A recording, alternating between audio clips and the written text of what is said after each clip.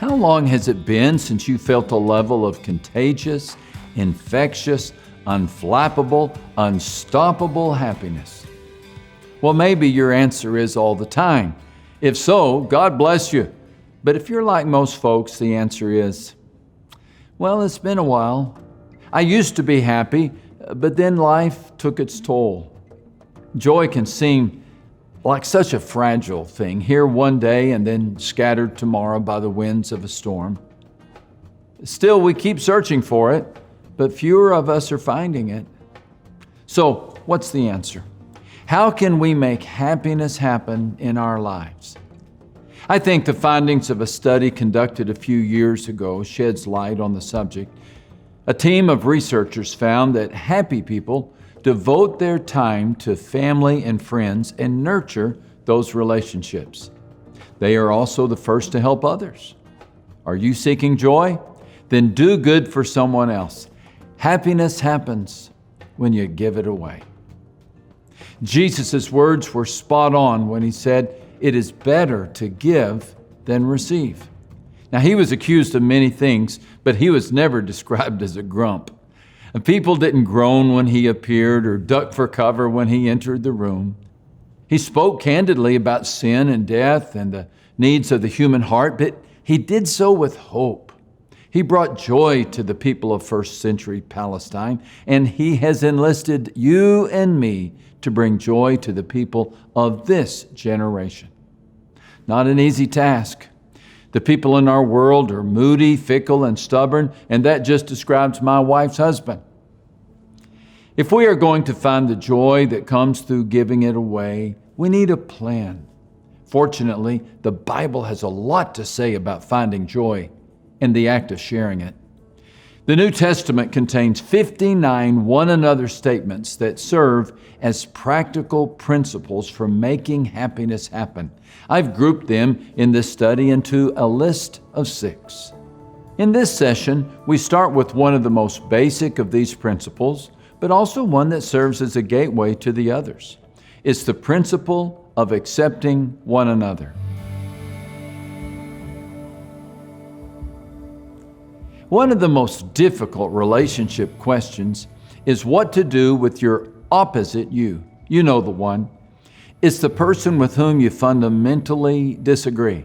You drive a hybrid, he chugs around in a gas-guzzling truck. You vote red, she votes blue. You follow different value systems. You embrace different philosophies. You adhere to different codes of behavior. Your opposite you can drain your joy tank and create tension, especially if the person is your next-door neighbor, boss, or, as in the story we are about to hear, your co-worker. So several years ago, I had just had a brand new baby. I think she was 4 months old when we found out that my mom was sick. And very quickly, she went just from us finding out that she was sick, and she passed away. I was also in a new job that year, so it was new job, new baby.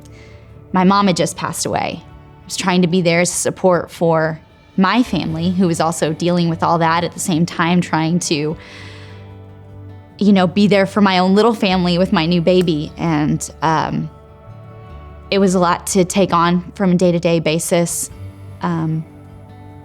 Just my mom was very close to me, and so to not have her support or even to be able to call her and ask her questions on what am I supposed to do with my daughter, I didn't have that outlet. It was really hard to have that happiness that I should have had at that time. It was hard for me to be that happiness for other people, to share that happiness. It was a dark time where I wish I could have had that joy about that time in my life with my daughter. I would describe my job as pretty stressful and a pretty hefty amount of work. So I threw myself into my work, and I had a lot of responsibilities, and so I was spending a lot of time just working and writing and doing the things that I needed to do to just get my job done.